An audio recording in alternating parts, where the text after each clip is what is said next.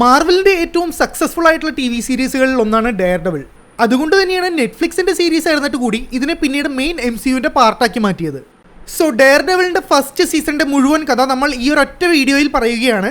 Series കണ്ടിട്ടുള്ളവർക്കൊരു റീക്യാപ്പായിട്ടും കാണാത്തവർക്ക് കഥ മനസ്സിലാക്കാനും ഈ വീഡിയോ ഉപകരിക്കും. ഫോർ കോണ്ടെക്സ്റ്റ്, ഈ ഒരു കഥ നടക്കുന്നത് MCU മെയിൻ എർത്തിലെ അവഞ്ചേഴ്സ് ഫസ്റ്റ് മൂവിയിലെ ബാറ്റിൽ ഓഫ് ന്യൂയോർക്ക് കഴിഞ്ഞതിന് ശേഷമാണ്. ഹെൽസ് കിച്ചൺ എന്ന ന്യൂയോർക്കിലെ മാൻഹാട്ടനിലെ ഒരു നൈബർഹുഡാണ് ലൊക്കേഷൻ. കോമിക്സിലും ഇത് തന്നെയാണ് ഡെയർഡെവിളിന്റെ ആസ്ഥാനം. So let's go to the video.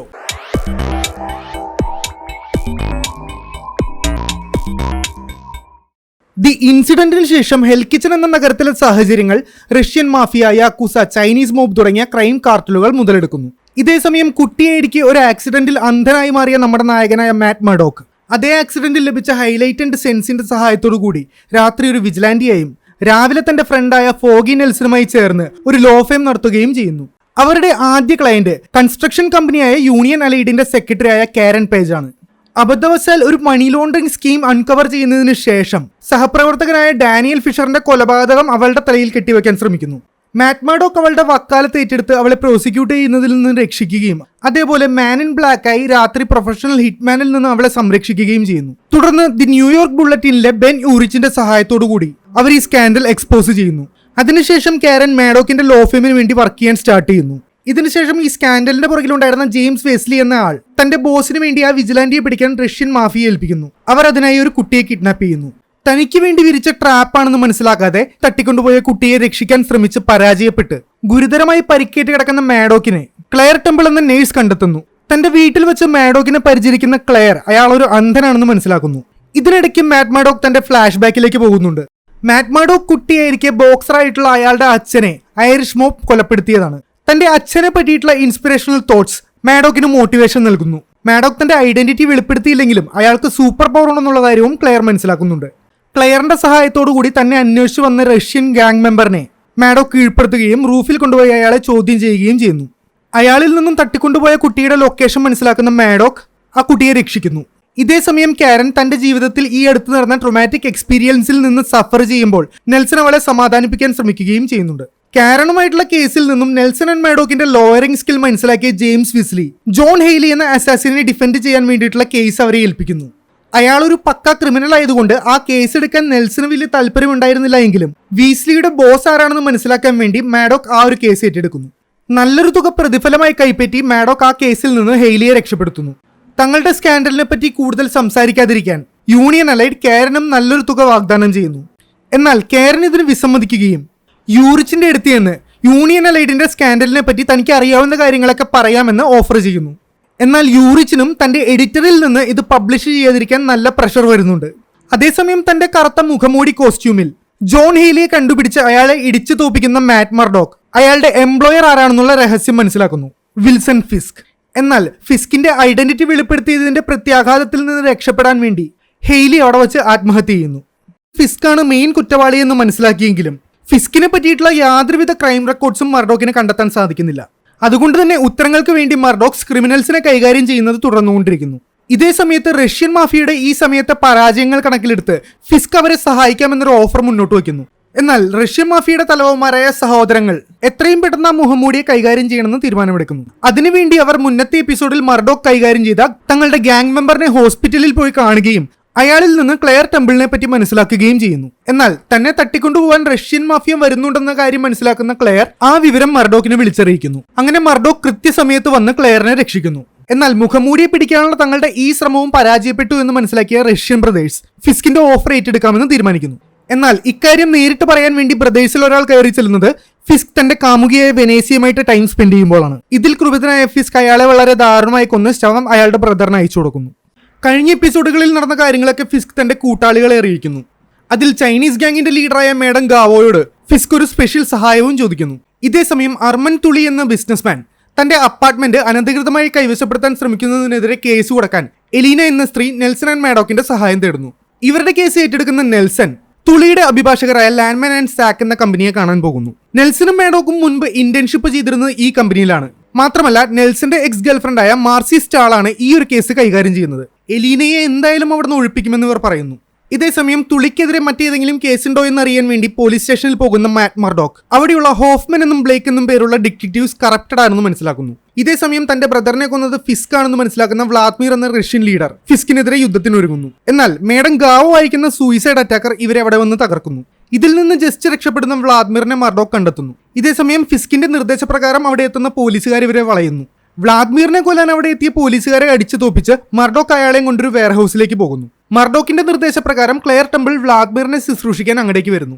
എന്നാൽ ഒരു പോലീസ് ഓഫീസർ ഇതിനെപ്പറ്റി മനസ്സിലാക്കുകയും അവരവിടെ വളയുകയും ചെയ്യുന്നു.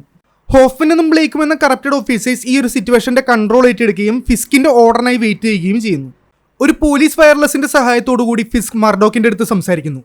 മർഡോക്ക് ചെയ്യുന്ന ഒരു നല്ല കാര്യമാണെന്ന് മനസ്സിലാക്കുന്നുണ്ടെങ്കിലും സിറ്റിയെ സേവ് ചെയ്യാനുള്ള തന്റെ പ്ലാനിനോട് അത് കോൺട്രഡിക്റ്റ് ചെയ്യുമെന്നുള്ളതുകൊണ്ട് അതൊരിക്കലും തനിക്ക് അനുവദിച്ചു തരാൻ പറ്റില്ല എന്ന് ഫിസ്ക് പറയുന്നു. ഇതേസമയം ഫിസ്കിന്റെ നിർദ്ദേശപ്രകാരം ഒരു സ്നൈപ്പർ ബ്ലേക്ക് അടക്കമുള്ള പോലീസ് ഓഫീസർക്ക് നേരെ നിറയൊഴിക്കുകയും അത് മർഡോക്കിന്റെ തലയിൽ കെട്ടിവെക്കുകയും ചെയ്യുന്നു. ഈ ഒരു അവസ്ഥയിൽ തന്റെ സഹോദരനെ കൊന്നതിന് ഫിസ്കിനോട് പ്രതികാരം ചെയ്യാൻ വ്ളാദിമിർ ലെയ്ലാൻഡ് ഓസ്ലിയാണ് ഫിസ്കിന്റെ അക്കൗണ്ടന്റ് എന്ന കാര്യം മർഡോക്കിന്റെ അടുത്ത് വെളിപ്പെടുത്തുന്നു. എന്നിട്ട് മർഡോക്കിന് അവിടുന്ന് രക്ഷപ്പെടാൻ ഒരു ഡിസ്ട്രാക്ഷൻ ഉണ്ടാക്കാൻ അയാൾ സ്വന്തം ജീവിതം സാക്രിഫൈസ് ചെയ്യുന്നു. മർഡോക്ക് ഫിസ്കിന്റെ അക്കൗണ്ടന്റായ ഔൾസ്ലിയെ പിന്തുടരുന്നതിനിടയിൽ ചെറുപ്പത്തിൽ തന്റെ എബിലിറ്റികൾ കൺട്രോൾ ചെയ്യാൻ തന്നെ പഠിപ്പിച്ച സ്റ്റിക്ക് എന്ന മെന്റോറിനെ കാണുന്നു. മർഡോക്ക് താനുമായി വളരെ അറ്റാച്ച്ഡ് ആകുന്നു എന്ന് മനസ്സിലാക്കിയപ്പോൾ സ്റ്റിക്ക് അവനെ ഉപേക്ഷിച്ചതാണ്. എന്നാൽ ഇപ്പോൾ നോബു എന്ന ലീഡറിന്റെ കീഴിൽ ജാപ്പനീസ് യാക്കൂസ ന്യൂയോർക്കിലേക്ക് കൊണ്ടുവരാൻ പോകുന്ന ബ്ലാക്ക് സ്കൈ എന്ന വെപ്പൺ നശിപ്പിക്കാൻ സ്റ്റിക്ക് മർഡോക്കിന്റെ സഹായം തേടുന്നു. ആരെയും കൊല്ലാൻ പാടില്ല എന്നുള്ള എഗ്രിമെന്റിൽ മർഡോക്ക് സ്റ്റിക്കിനെ സഹായിക്കുന്നു.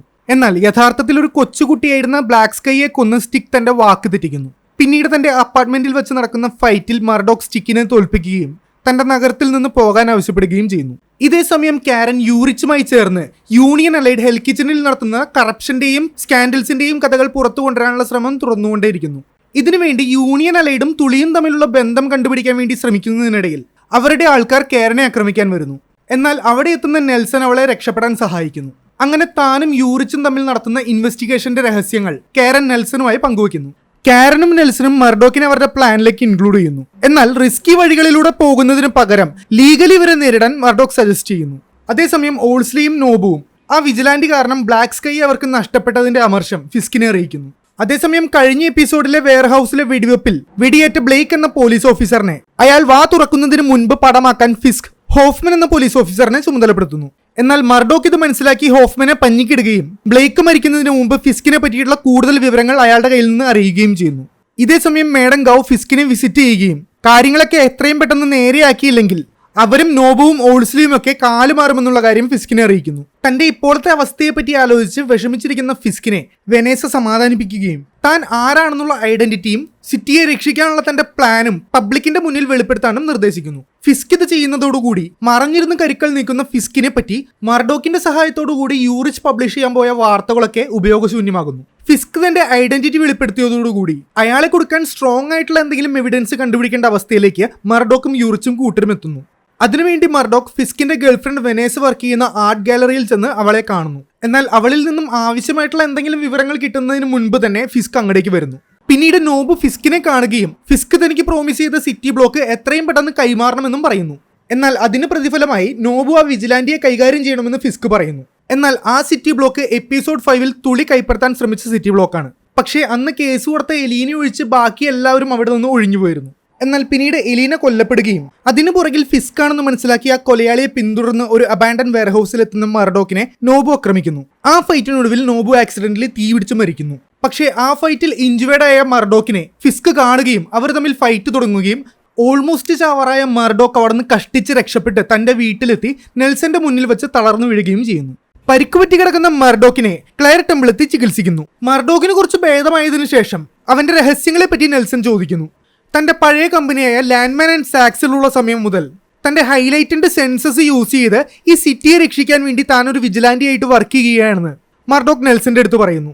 എന്നാൽ തന്റെ ആത്മാർത്ഥ സുഹൃത്തായ മർഡോക്ക് ഈ രഹസ്യങ്ങളൊക്കെ തന്നിൽ നിന്ന് മറച്ചു പിടിച്ചത് സഹിക്കാൻ പറ്റാതെ നെൽസൺ അവരുടെ ഫെയിം ഉപേക്ഷിച്ച് പോകുന്നു. ഇതേസമയം യൂറിച്ചിനെ അയാളുടെ ന്യൂസ് ഏജൻസി ഒരു റിപ്പോർട്ടറിൽ നിന്നും മാറ്റി എഡിറ്ററിലേക്ക് പ്രൊമോട്ട് ചെയ്യുന്നു. തന്റെ രോഗിയായ ഭാര്യയെ ഓർത്ത് യൂറിച്ച് അത് ഏറ്റെടുക്കാനും ഫിസ്കിനെതിരെയുള്ള അന്വേഷണം നിർത്താനും തീരുമാനിക്കുന്നു. എന്നാൽ അയാളെ ഇതിൽ നിന്ന് പിന്തിരിക്കാൻ വേണ്ടി കാരൻ പേജ് അയാളെ അവൾ കണ്ടുപിടിച്ച ഒരു ഓൾഡ് ഏജ് ഹോമിൽ കൊണ്ടുപോവുകയും അവിടെ ഫിസ്കിന്റെ അമ്മയെ പരിചയപ്പെടുത്തുകയും ചെയ്യുന്നു. അവരിൽ നിന്ന് ഫിസ്ക് തന്റെ അച്ഛനെ കൊന്ന കാര്യം അവർ മനസ്സിലാക്കുന്നു. ഇതേസമയം ഫിസ്ക് ഒരു ചാരിറ്റിക്ക് വേണ്ടിയിട്ടുള്ള ഫണ്ട് റൈസർ നടത്തിക്കൊണ്ടിരിക്കുകയാണ്. എന്നാൽ വെനേസ അടക്കം അവിടെ വന്ന അതിഥികളെയൊക്കെ ആരോ പോയിസൺ ചെയ്യുന്നു. മർഡോക്ക് തന്റെ പരിക്കുകളിൽ നിന്ന് റിക്കവർ ചെയ്യുകയാണെന്ന് ഉറപ്പാക്കിയതിനു ശേഷം ക്ലെയർ ടെമ്പിൾ അവിടെ നിന്ന് തിരിക്കുകയാണ്.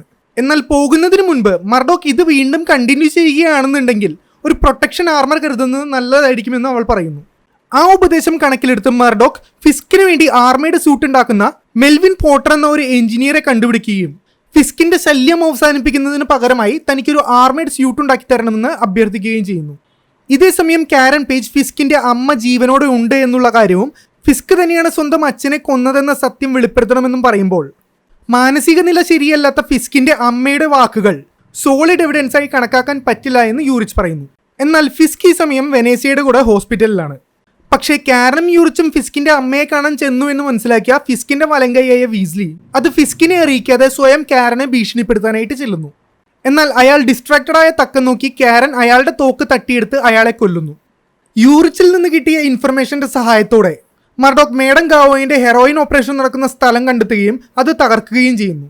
ഇവിടെ വെച്ച് പ്രായം കുറയുണ്ടെങ്കിലും ഒന്നൊന്നര ഫൈറ്ററായ മേഡം ഗാവോ മർഡോക്കുമായി ഫൈറ്റ് ചെയ്യുകയും അവിടെ നിന്ന് രക്ഷപ്പെടുകയും ചെയ്യുന്നു. ഇതേസമയം ഫിസ്കിന്റെ ആളുകൾ വീസ്ലിയുടെ ബോഡി കണ്ടെത്തുകയും വീസ്ലി അവസാനം സംസാരിച്ചത് തന്റെ അമ്മയുടെ അടുത്താണെന്ന് ഫിസ്ക് മനസ്സിലാക്കുകയും ചെയ്യുന്നു. എന്നാൽ മാനസിക നില ശരിയല്ലാത്ത അമ്മയിൽ നിന്ന് എന്താണ് അവിടെ സംഭവിച്ചതെന്ന് മനസ്സിലാക്കാൻ ഫിസ്കിനാകുന്നില്ല. തനിക്ക് പ്രിയപ്പെട്ട അമ്മയെയും ഗേൾഫ്രണ്ടിനെയും അവിടെ നിന്ന് മാറ്റാൻ ഫിസ്ക് ശ്രമിക്കുന്നുണ്ടെങ്കിലും ഗേൾഫ്രണ്ടായ വെനേസ അത് നിരസിക്കുന്നു. വീസ്ലിയെ കൊലപ്പെടുത്തിയ മാനസിക സമ്മർദ്ദം കാരണം ഈ കാര്യങ്ങളൊക്കെ റിപ്പോർട്ട് ചെയ്യാൻ കാരൻ യൂറിച്ചിന്റെ അടുത്ത് പറയുന്നു.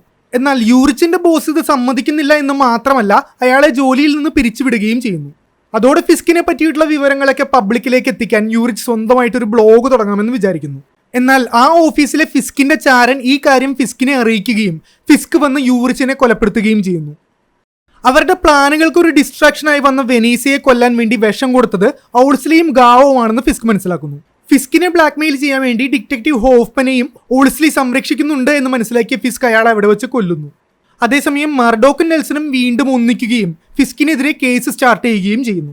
വിജിലാൻഡിയായി മർഡോക്ക് ഹോഫ്മനെ കണ്ടുപിടിക്കുകയും അയാളോട് ഫിസ്കിനെതിരെ മൊഴി പറയാൻ കൺവിൻസ് ചെയ്യുകയും ചെയ്യുന്നു. ഹോഫ്മൻ ടെസ്റ്റിഫൈ ചെയ്യുന്നതോടുകൂടി ഫെഡറൽ ഏജൻസ് ഫിസ്കിനെ അറസ്റ്റ് ചെയ്യുന്നു.